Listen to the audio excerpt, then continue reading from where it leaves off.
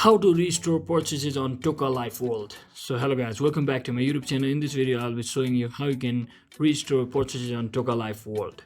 So first thing, simply head over to your Toca World application and wait for some time for it to load successfully.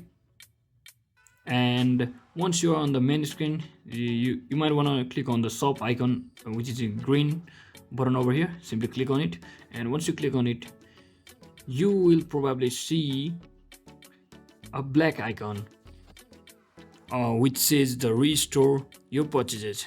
So what you need to do once you come over here is you might want to scroll all the way down until you see the button which says restore your purchase. Now you see I haven't made any purchases yet in this application, so there is no option available for me.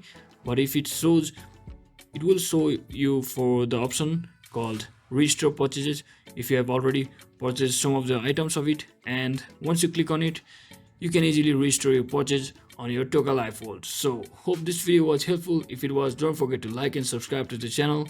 See you in the next one.